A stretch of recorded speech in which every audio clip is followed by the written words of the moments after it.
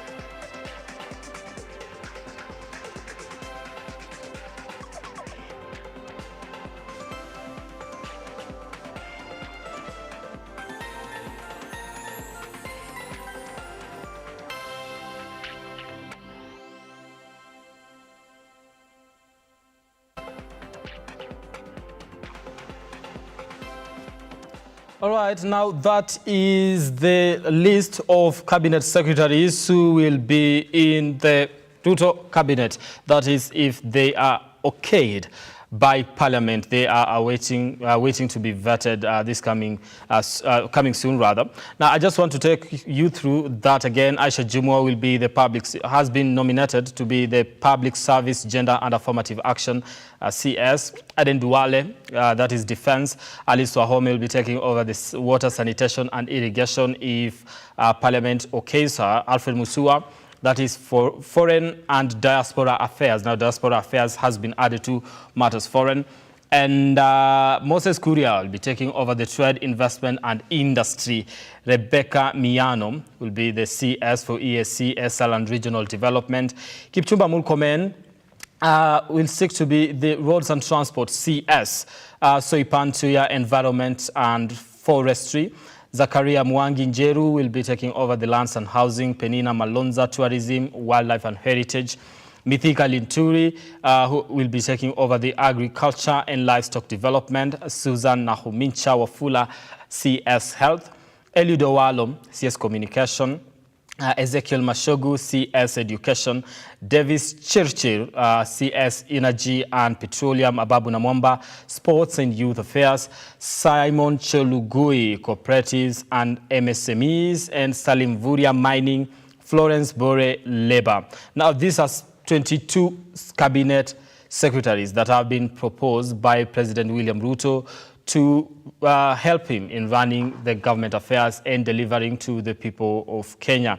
They are waiting to be vetted by Parliament very soon so that they can, assume their mandate as cabinet secretaries. Well, different sides of the political divide have different opinions in regards to that, with some questioning integrity of some of these proposed names in for CS positions. You're talking about Aisha Jumwa, who still has a case in court, and also Mythical Inturi, but that was actually dropped, and they decided to settle it out of court. Now we'll be getting deeper into that conversation, but before we do that, let me take you also something that is happening in regards to this, because with CS positions, we also have permanent or principal secretaries positions that will be also assisting in those different ministries. And for PS jobs, we're talking about 49 to lead these 22 ministries. Some of these ministries will have 3 principal secretaries.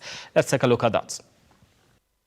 Distillation that has seen the number drop from 9,154 to 585 shortlisted for the position of Principal Secretary. A number that includes politicians who lost in the August general elections, top technocrats and national security operatives, among others. All of them looking forward to filling up the 50 slots in the government of President William Ruto. The interviews will kick off on October 12th and will go on for 10 days until October 22nd. Those who will make it to the final list will have their names forwarded to the President for appointment. According to the Public Service Commission, the Commission will conduct selection interviews at its head office in Nairobi and therefore forward the list of successful candidates to His Excellency the President for consideration for appointment as Principal Secretaries in accordance with the law. At first, the list had 477 applicants, and a day later, the Public Service Commission added 108 names to the list of Principal Secretaries candidates, pushing the total number of shortlisted applicants to 585. The PSC says the reason for adding more names to the list is to deepen regional and gender inclusivity. The PSC said in a notice, the Commission has reviewed the number of shortlisted candidates in order to deepen inclusivity with regard to gender, the marginalized and minority groups, the youth and persons living with disabilities in accordance with Article 232(1) of the Constitution. The addition of extra applicants has opened a can of worms as rejects in the 2022 polls seek to get favor in the eyes of the man they campaigned for. Among the 108 additions are former nominated Senator Isaac Mwaura and former nominated MP David Ole Sankok, former Ambassador to Pakistan Professor Julius Bitok, former Samburu Governor Moses Lenol Kulal, former Nairobi Deputy Governor Jonathan Mweke, as well as former Kisii Deputy Governor Joash Maangi. The list also included former Langata MP Nixon Korir and members of President William Ruto's Economic Advisory Council such as Alfred Ombudo Kombudo and Dr. Irene Asienga. Some 20 principal secretaries appointed in former President Uhuru Kenyatta's tenure were also shortlisted. President Ruto's allies who lost in the August 9th general election, such as former Kiminini MP Chris Wamalwa, former Narok Governor Samuel Ole Tunai, former Wajir West Member of Parliament Ahmed Kolosh, and former Isiolo Women Representative Rehema Jaldesa will also be interviewed for the position. Other close associates include Kori Sing'oei, who served as Ruto's legal advisor when he was the deputy president, and Professor Edward Kisiang'ani, a member of his communication team. Other candidates who made it to the list include Health CAS Masi Mwangangi, Interior CAS Winnie Gushu, IBC Commissioner Molu Boya, and IBC Corporate Communication Manager Tabitha Mutemi. According to the latest data from the Salaries and Remuneration Commission, a PS is entitled to a monthly salary of 765,188 Kenya shillings. The Kenya Kwanza administration will have 50 principal secretaries who will each head a state department in the 22 ministries, with 6 ministries which include mining, trade, the Ministry of Education, Lands, the Ministry of Roads, and the Ministry of Interior, each expected to have 3 principal secretaries. The Ministry of Defense will have only 1 principal secretary. Members of the public have also been invited to give credible information of interest on any of the 585 shortlisted candidates on or before Tuesday, October 11th. Brian Amuai, Look Up TV, Nairobi. All right, now that is a story that will actually be ushering our conversation here on The Morning Drift, Look Up TV. I was about to say Look Up Weekend. I'm used to evening shows. Sorry for that. I apologize. Now, this is the morning drift, and that story will be, the basis of our discussion here as we look at the Kenya Kwanza government and also looking at the cabinet secretaries that have been proposed by President William Ruto to help him in pushing his agenda for the people. Now, just to do a recap before we get into the conversation with my guest in studio, we're talking about over 9,154 applicants who applied for the position of PS jobs. For the PS job, rather. And out of this, we only need 49.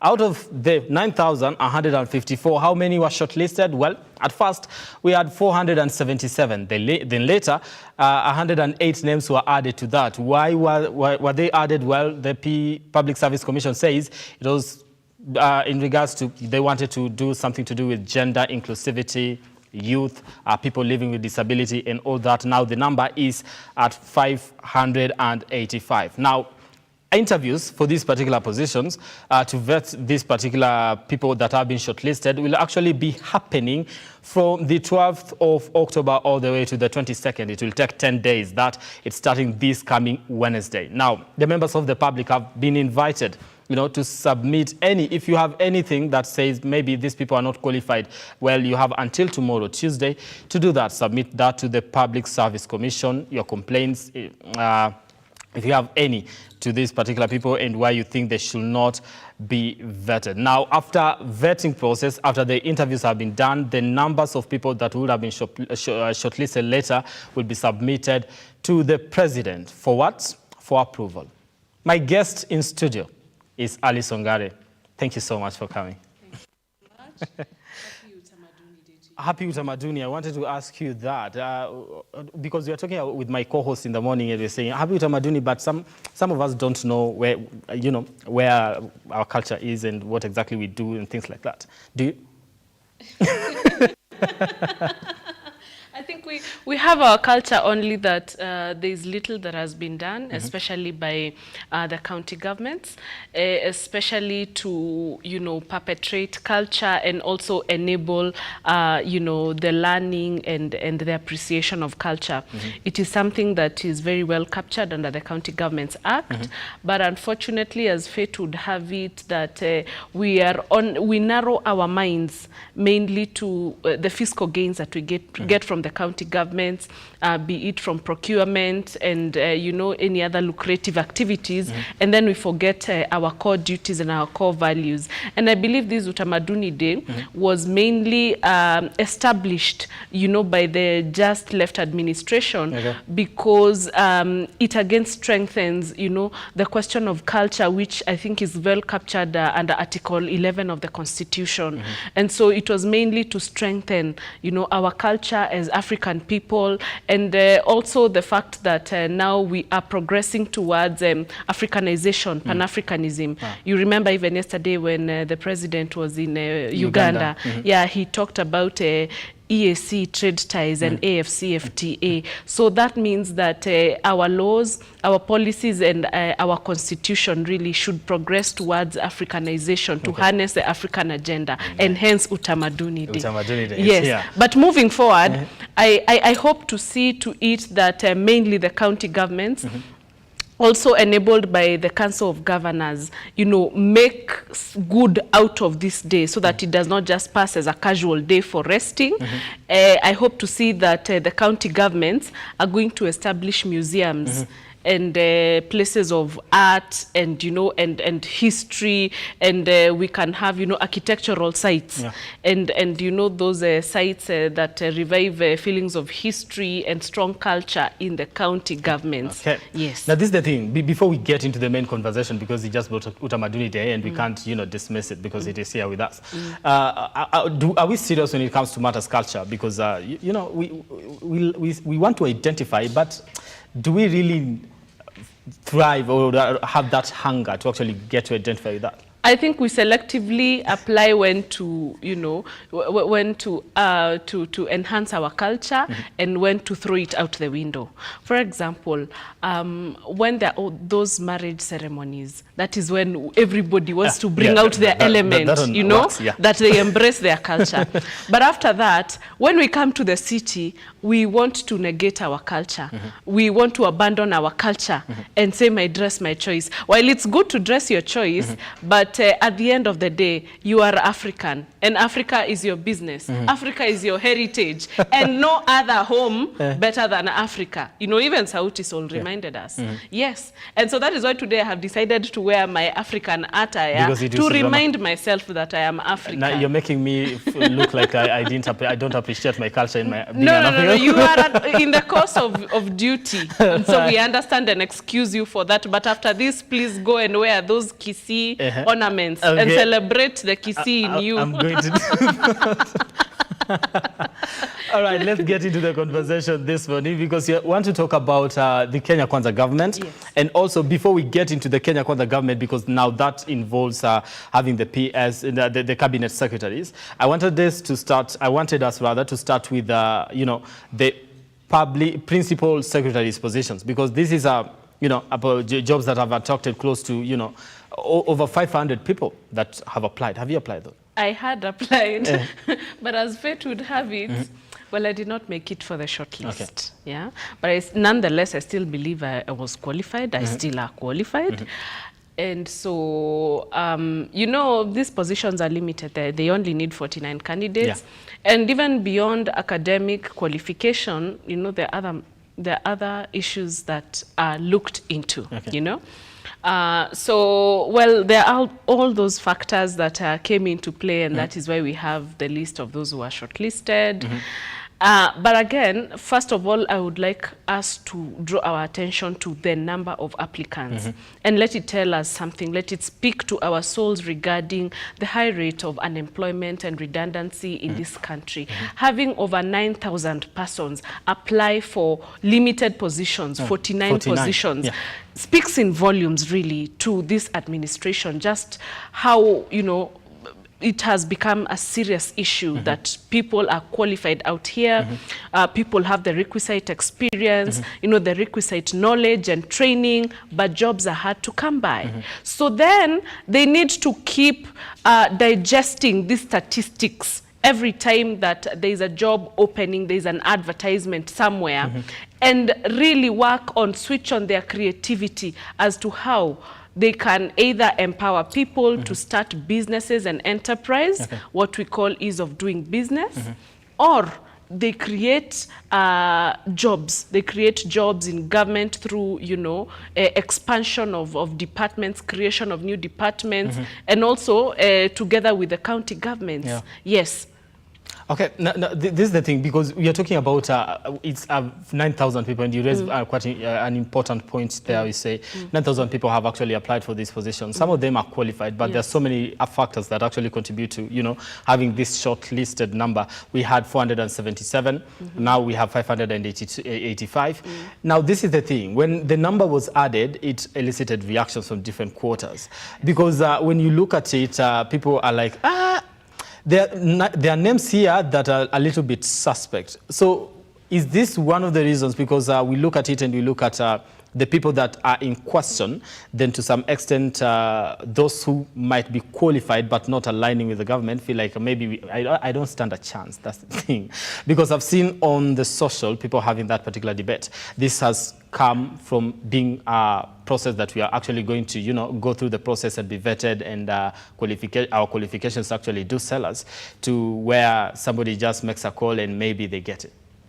Okay, so one thing I would like us to look at the functions and the duties and powers that are bestowed upon a principal secretary, and look at it against so many other factors. So the position of the principal secretary has been established under Article 155 of the Constitution. And so for me, in my basic understanding of government, is that a principal secretary is the engine of a ministry. And so that person is charged with human resource issues in the ministry. That person is charged with accountability, fiscal accountability. They they go through the budget when it's drawn by the various directorates of departments in the various departments that they head, and then they forward it to the cabinet secretary, who now forwards it to the cabinet meeting, and then it is approved. Okay, so after that, the principal secretary is answerable for any administrative duties that are bestowed upon themselves in that department that they lead in that ministry. So this is a person who is like the principal advisor of the cabinet secretary. So then that means that everything that goes on in that department, in that ministry, it is the principal secretary who is in charge of that and is supposed to be well seized of the happenings in that ministry. That said, that means that the people who are likely to get these principal secretary positions must have played a huge role in the drafting of the Kenya Kwanza manifesto. Why? Because the principal secretary is going to be charged with the implementation of that Kenya Kwanza manifesto.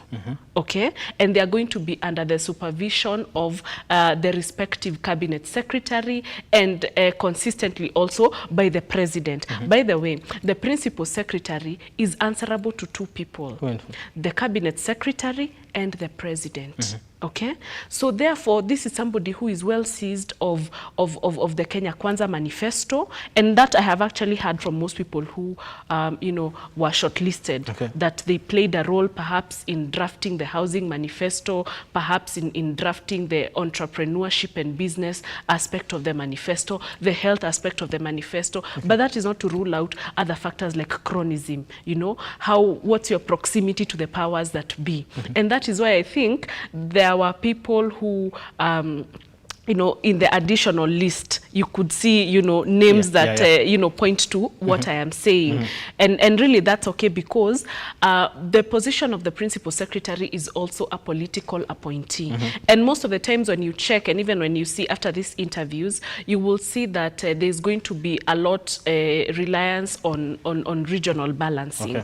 So mainly because of the fact that the principal secretaries hold the key to the purse, so there's going to be a lot of regional balancing so that every region feels that they are covered. All right. Yes. Now that is something that has to be included. And because you mentioned something important in terms of they have to know exactly what the Kenya Kwanza manifesto is. And when you say it like that, then we know exactly how this is likely to go, because to some extent. All right. Now we want to take a break here on the program. When we come back, we'll be continuing this conversation and just looking at the scramble for the PS jobs and also the inside the Kenya Kwanza government, because we'll also be looking at the outlook of it. How does it look in terms of politicians being on board as cabinet secretaries, and what that will mean for the country and moving forward. I'll also be joined by my other guest, Ken Babu, who is a youth advocate, will be joining us after the break. Don't go too far. Engage us on our socials at Amoy Brand on Twitter at LookUpTV. The hashtag is The Morning Drift.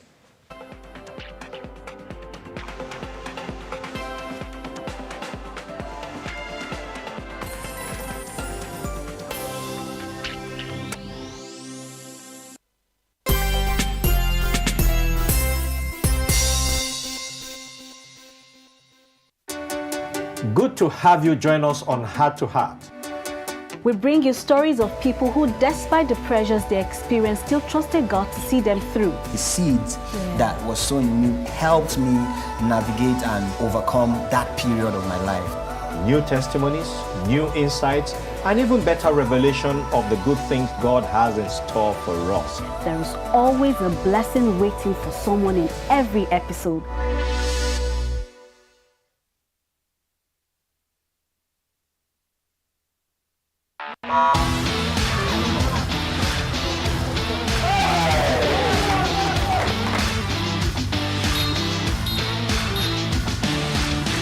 Hapa ndio nimefika nyumba ya boxing.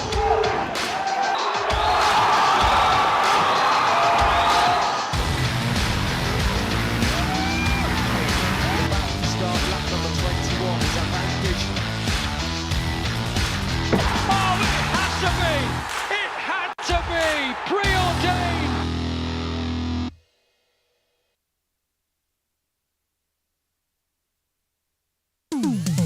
Hapa kazi tu inaendelea kuwasaka na kuwatambua wale ambao wanafanya kazi extraordinary na zile kazi za kujituma. Biashara yote unaambiangwa, as long as you have a plan, you can do it. Our service is about kufurahisha the customer.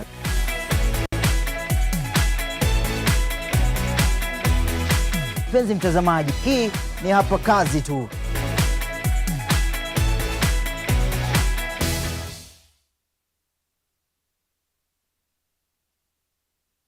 Yippee! Kamata bloating at 349k. Oh yes, for only 349,000 Kenyan shillings, you become a plot owner at the Great Oasis Gardens, Nanyuki.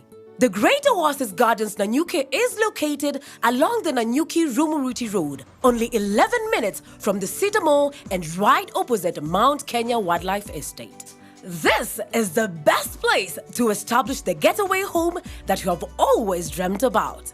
For every 349,000 that you deposit or pay as installment towards any of Optiven's plot of land, you get 10k cash back instantly. Jaza basi twende Nanyuki. Bigger is indeed better.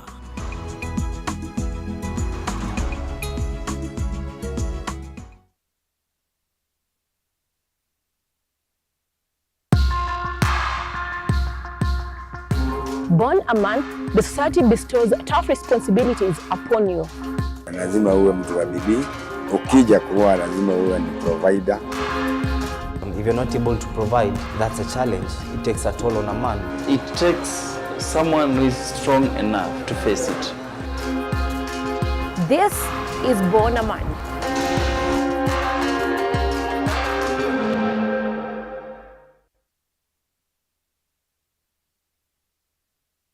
Vera Beauty and Fashion College is focused on being the leading technical and vocational training institute in the region.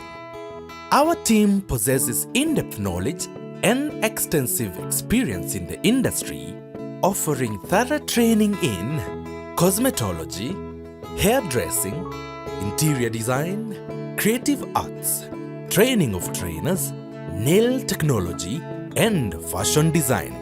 With branches in Nairobi, Thika, Meru, Eldoret, and now in Mombasa, our courses ensure that learners are completely equipped with knowledge, competency, and employability skills.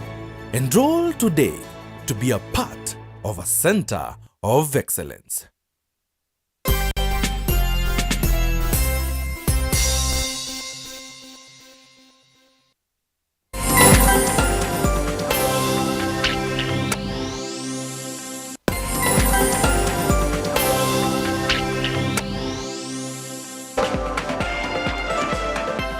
All right, welcome back and thank you so much for staying with us here on the program. You're talking about inside the Kenya Kwanza government and also the scramble for the PS position. I just want us to wind up on these PS jobs and how it has attracted quite a number of people, some big names in the country, if you may. And I want to, pick your mind on this particular. My guest also, Utamaduni did its thing. So chelewa kidogo, but now he's here. Ken Babu, who is a youth advocate. Thank you so much for making time for this conversation, man. All right, now let me pick your mind on this because we were having this conversation with Alice earlier on before you walked in. The PS jobs. Right now we have 585 people that have been shortlisted out of over 9,000 people that had actually applied. Did you apply? Oh, okay. You did not. But now we need 49 out of these 585. Let me get your mind on what you think about this first. It's so sad that if a job can be advertised of that number, 49, and you talk of over 500 people applying for the same job, and for them to apply, it means they've qualified. So that shows how much unemployment you're suffering. But again, I have to say that in the application, or those who applied, you will realize that there are no representation of youths in those applications. What do they say? If you look at the PSC qualification they place on board, they want about 15 years experience. Let's take a simple math. You graduate at 22, you tarmac for 2 years, those are 24. Then you get employed. By the time you work for 15 years to get the experience, you are 39. No longer youth, or let's say you are 40. So The qualification that the PSC is giving us for the, PS positions is giving youth difficult time, or it makes it difficult for the young people to sit in those positions. But that does not mean that we don't have young people who are qualified. People like Alice, I have friends who are qualified academically and experienced in terms of implementation and oversight. They can do those jobs. So I think there need to be some readjustments to give room for the young people to at least have their platform on the PSS positions. And you want to add something on that? Yes, I would like to add on to what my brother Ken has said, and happy Utamaduni Day to you. It's happy to see you again. I mean, after we met on Friday again, you were seated next to me when we were empowering the young women at Daystar. It's nice to see you again. Thank you. I'd like to add to what Ken has said. And to say really there is some sort of inconsistencies with our policies and laws. Why? Because Article 55 of the Constitution talks about every political, social and economic aspect of this country must have affirmative action entrenched. And mainly the youth must be positioned in these areas of representation, whether in appointment or in elective positions. I mean, Article 55 is clear on this. And if we decide to actually take that Article 55, and dissect it to the true sense of what it says and it means, then that means that this country is out to antagonize. Our policies, our systems are out to antagonize the position of the youth. Even checking from just the concluded general elections, you can see that still the number of youth and women and persons with disability and minorities, is still very paltry, as against, the requirements of constitutional compliance.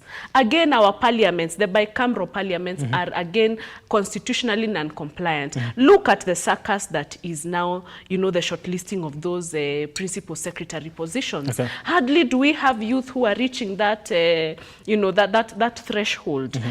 So then that means that we need to relook and re-engineer the way we have our public service and the way we conduct our elections and how we run our political parties, so as to be compliant with affirmative action. Because for me, I feel that affirmative action is just a thing on paper. Yes, but we don't take it seriously and we don't put it into practice, because we have we have systems that are out to antagonize and to strangulate people who are suffering on the minority. Now, when they were adding this 108 names later, this was one of the reasons as to why, because we had 477.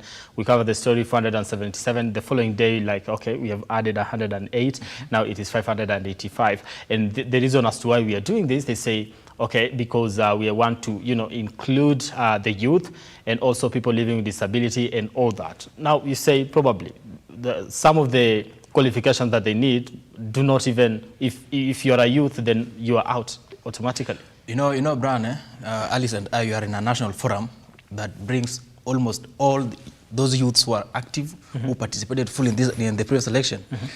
After that list was established, one of our colleagues asked in the group that who amongst us appeared in the list. There was nobody. So if they said that they added extra 108 to input youths, who are those youths? Where are they? Are they the sons and daughters of the big boys who are now somewhere outside the country? They come up once they have been confirmed or something. So just like she has said, there's a problem with implementation.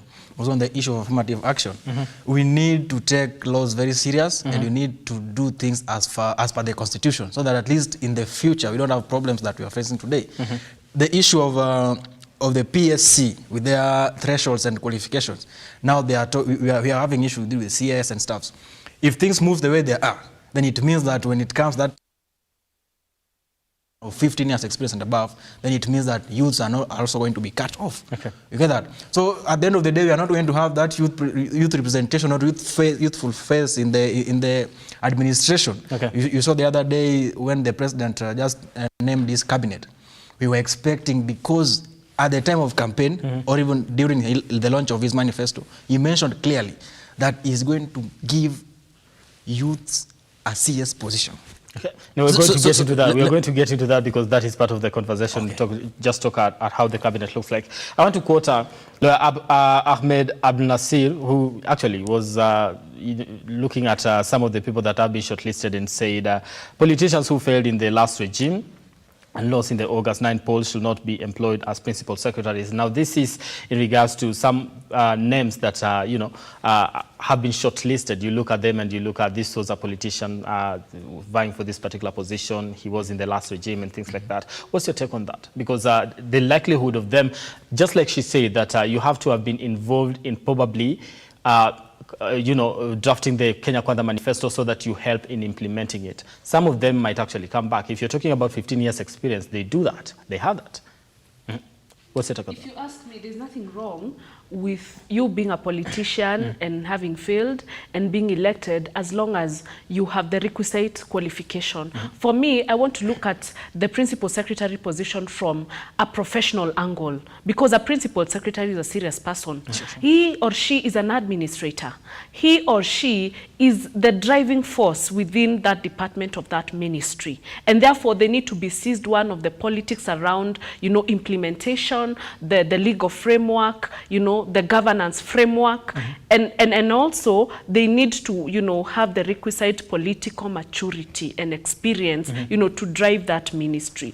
But that being said, again now, it shouldn't be that we are living in a system that we are rewarding cronies so as for them to, recoup the money that they spent during campaigns. We all spent money, we all failed, those who failed like myself, and we are moving on with life. So it shouldn't be on that unfair platform of people coming to reimburse themselves. Because remember, I said that the principal secretary is the person who holds the key to the purse of that department in that ministry. And looking at the trend, those people who mainly become principal secretaries in ministries, they end up after 5 years going to seek elective positions in their respective, constituencies.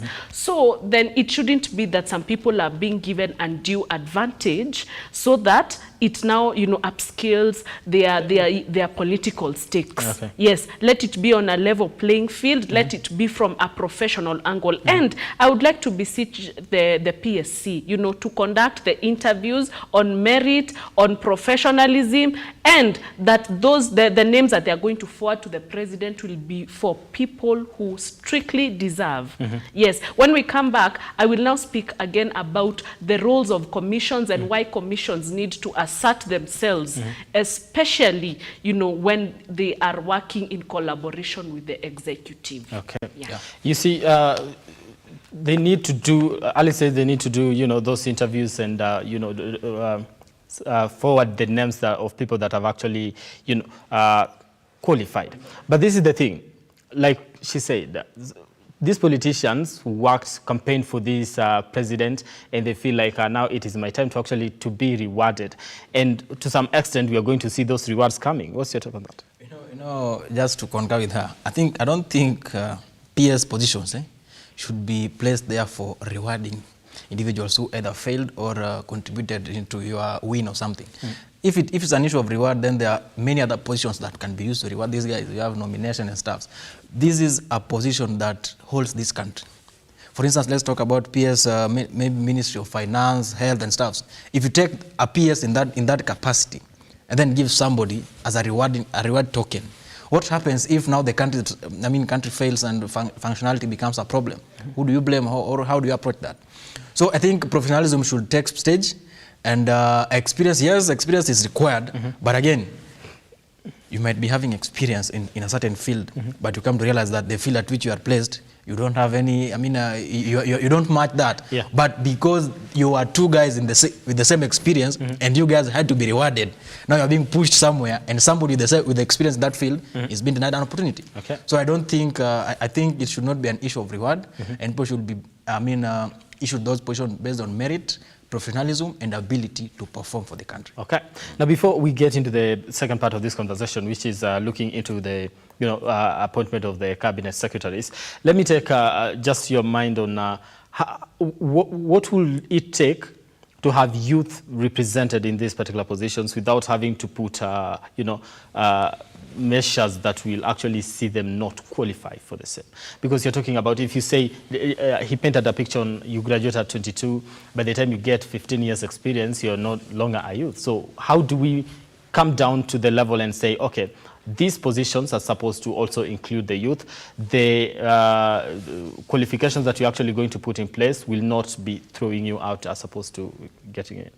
One, I think the Public Service Commission itself needs to move by its own motion, you know, and remember that there is a balancing act that they need to, you know, to execute. And therefore, perhaps they need to, you know, scale down in the next review of you know, of job descriptions and job positions. Then they need to have that in mind. And remember, it's not all courses where people graduate perhaps at 22 or 23. A course like mine, law, you graduate probably at 23, and then you have another 2 years, you know, for the diploma and some practical skills. And then after that, you know, you tarmac a little bit looking for, you know, a friendly law firm that can employ you. Yeah.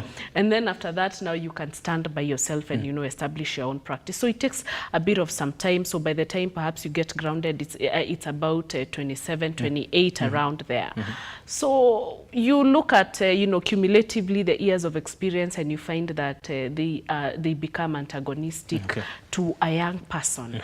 Yeah, so that's one thing the Public Service Commission needs to relook into and revise so as to accommodate the youth. And perhaps, you know, in 2017, after the elections, we actually had a group called the Kenya Youth Professionals, and I was a deputy director. I remember we wrote a memorandum to the Public Service Commission, and we asked them to look into those areas whereby it is very difficult for the youth to plug into the public service because of the years of experience and the other qualifications that are chock-a-blocker. But unfortunately, again, you know, nobody wants to take a young person seriously. Again, when it comes to now lobbying for those positions, you know, it is capital intensive. Again, it becomes a barrier to a young person. Yeah, so everywhere there is that barrier for young people. There's so many things that are preventing the youth to actually go. Yes, those systemic barriers. So I think it's a time that this country seriously, you know, opens up to the conversation about young people, you know, having a stake in government. Yeah, because these are the people who are suffering, you know, with poverty. They are brilliant minds, but they are struggling with poverty, and there, you know, comes issues of insecurity. And you see, this is a government that keeps talking about empowering young people. So now let them walk the talk. Start from the bottom up. Yes. Let me just join into what she's saying. You know, if you look at the current state that we are in currently, you'll realize that even securing an internship is an issue. Securing an internship, going to get an internship is a job itself. Yes. Yeah, but I mean, an internship, you know, there are those interns that, internship that you do, you work to acquire experience, but you're not paid something, or maybe you're given a token. I mean, just offering yourself to work freely, you can't secure that space, to work free. Now imagine you want a job where you'll be paid. How difficult can that be? And then I think it's Abed Nasir who tweeted that after the addition of 108, he tweeted that PSC has confirmed that indeed it is true that it had to take one from 500,000, between 500,000 to 1 million to be shortlisted. You know, somebody like Abed Nasir to tweet something like that, then there's an information he's communicating. Exactly. So if it's true that somebody had to part ways with between 500 and 1 million shillings to be shortlisted in that name, then it means that majority of young people are going to be swept away completely. Because let me say, for my case, I have that 1 million. That is what I have between myself and death. Now, if I dish it out to be sure, that's shortlisting. You're not sure even you're not sure if you get that job. And somebody's making money out of this, if at all that is anything to go by. You just want to appear on the magazine. I was shortlisted. Then you pay $1 million. What happens if you don't get the positions? Because let me say this, with the trends in which things are happening right now, any normal or any informed person will tell you that the 49 PS are already somewhere. They are already somewhere. We're just doing this for formality because now we need to do this. Yeah.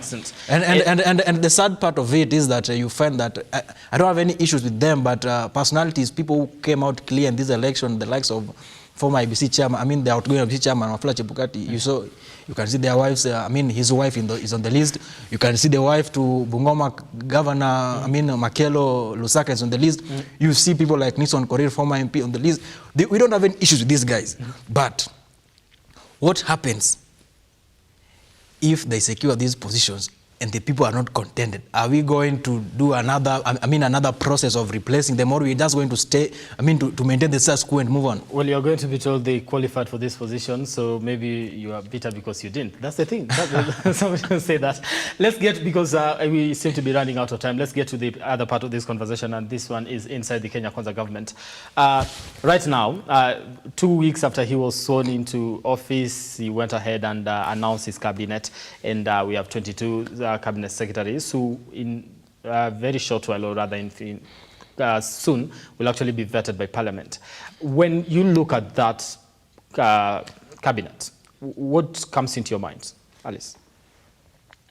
Lack of compliance of affirmative action, because there was a promise during the launch of the Kenya Kwanza manifesto, which I attended, that there are going to be 50%. Yeah. I remember women signing the charter. Yes, yes. I was also at the launch of the signage of the charter, because our party is a member of Kenya Kwanza.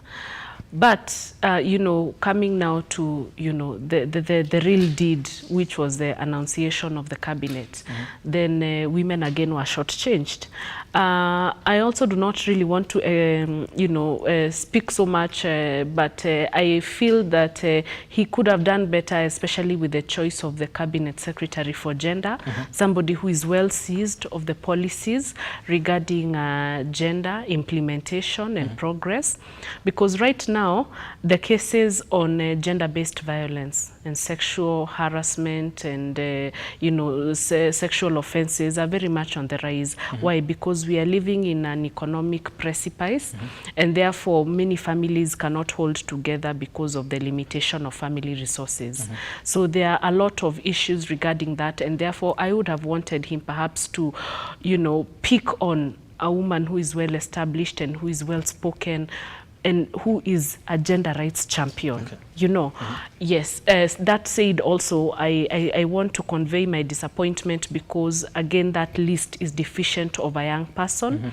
We don't have a youth in that list, and that is not to say that we do not have, you know, youth who are qualified and youth who are vibrant and youth who are deserving of that position, you know. So, I don't know, but it looks like the die is already cast and he cannot revise that list.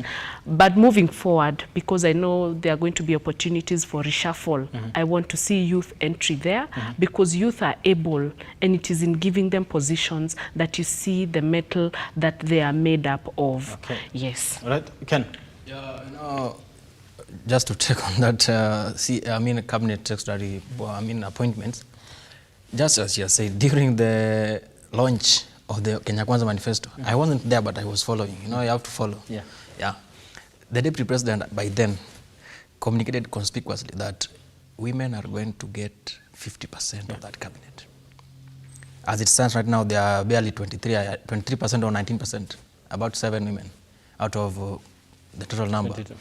I think that's an area that women were shortchanged, and something needs to be done in the next step of reshuffling that, as she has mentioned. Why do we need to wait for the next step? We can actually demand that. If you sign that, the charter, then you say, okay, we need something to happen now. But there needs to be a unitary movement of women who will move to courts to demand the same, the implementation of the same. Yeah, I really don't know what the relationship is between the executive and judiciary. I don't know whether judiciary still, you know, has its muscle of putting the executive to check that they can again issue orders for compliance with the same. I also do not know what is the standing of that charter and what is the expiry date, because those are again issues that will come into play. But again, let me also say with a lot of interest that it might be difficult for, for people to go to court and petition for the same. Why? Because mainly the people who are championing for the signage of the charter or the accession to the charter have all been, successfully been rewarded. Some of the people who are, there at the forefront of the establishment of the charter are the likes of Honorable Soipan Tuya. She has already been nominated to the Environment Ministry. Honorable Alice Wahome, she has already been nominated to water. Yes, and then we had Madam Gladys Boschole, who is the Deputy Speaker of the National Assembly. So therefore, it might be dead on arrival. All right, Ken wanted to say something. Still on the line of CS, I think we ought to have, the President ought to have bring on board professionals again, instead of recruiting politicians, people who have their own political interest, people who might believe in the next 5 years will also running for that, needing different positions. He ought to have brought on board people who have not, people who do not have a political interest, so that at least we have implementation and job done. As it stands right now, the economy is very bad. Even if a young person wants to commit suicide today, you will go and buy a poison, put it on your glass, add water, but you cannot leave to the glass to drink that poison because you don't have energy. You've not eaten anything. So that's now the worst part of it. If you check out the prices of basic commodities, things like unga, sugar, cooking oil, people are sleeping without anything. Somebody can barely get 3 meals a day. And then we are having individuals without professional, muscles running, serious ministries that can change this economy. I think the president needs to check into that. And again, if you look at... just on that, Ken, but the argument that I've seen most of the people that are allied to the Kenya Kwanza side say is that, you see, it is important to have a politician as a CS because they know how to drive the government's agenda, something like that. They say politicians can convince, they can come to the house and, they know exactly how things are run. So we've had ministers who have never been politicians and they performed. We've had ministers in the positions, people who have never contested for any seat, and these guys performed. And again, we've had people, somebody like Fred Matiang'i, these guys never contested. These guys served well in education, served well in the Ministry of Interior, and we've had people who ran initially, when given opportunity in the ministry, they flopped and they did their own thing. Now, as I was about to conclude, on the issue of CS still, there is no clear threshold or qualification of one to be appointed as or nominated as a CS. When it comes, there is no clear threshold. This gives opportunity even to those young people who have that 10 years experience that the PSC does not want to get an opportunity in this place. And they were not absorbed, they were not considered anywhere. And if you check at those people who are given opportunity, like the lady she has just mentioned, I don't want to mention names, but she described her very well. I think it's so sad for the educated young ladies like Alice. And it is disrespectful for people who went to school that you've spent all that time in the institution or learning and investing money.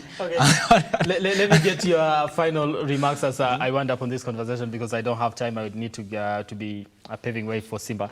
So, Alice, your final sentiments and remarks on this whole conversation in regards to whether this government is, 1 month later, the kind of trajectory it has taken. Are we headed to the right direction? Just 30 seconds. Okay, I think it's still very early for us to judge and, flash what card that is being, shown at us. Let us give them time and see how they will perform. Now, any time from tomorrow, I believe the CS nominees will start being vetted by the Committee on Appointments in the National Assembly. Soon after, their names will be, submitted to the President for formal appointment, and then they will be sworn in at State House. So then after that, the PSC will also do its job, and we will soon after have principal secretaries in office, and then now we can start checking, engaging them against, what they promised us. Their 100 days are fast moving, so we need to keep track of that, but I wish them all the best. Thank you. Ken, 30 seconds. Let me say that I think there's a lot of time. There's much time that many things can happen. The government is barely 1 month old in the office. I think they have not even finished 1 month. No, they are barely 1 month old in the office, and I believe there is much to be done in the next 60 days to culminate the 100 days. I believe the president will do 1, 2, 3. But on the issue of young people, it's an area that needs to be addressed, and the Kenya Kwanza had about 5 slots in the Yala. They should now give those slots to the young people like Alice here, my good friend Alpha Mwaura. Those are young people who are looking for the positions in those Yala representatives, so that at least the youth can also get represented and feel like they're part of the government. Exactly. Yeah. Okay, all right. Now, thank you so much. I really am out of time. Thank you so much, Alice Ongare and Ken Babu, for making time for this conversation here on The Morning Drift. I really do appreciate your time. All right, and I hope that we do this again. Okay, now that does it for us here on The Morning Drift. You're talking about inside the Kenya Kwanza government and also Scramble for PS jobs. I want to pave way for Simba Charles Elijah Kiage for local business. He's just coming in a moment. My name is Brian Amoy.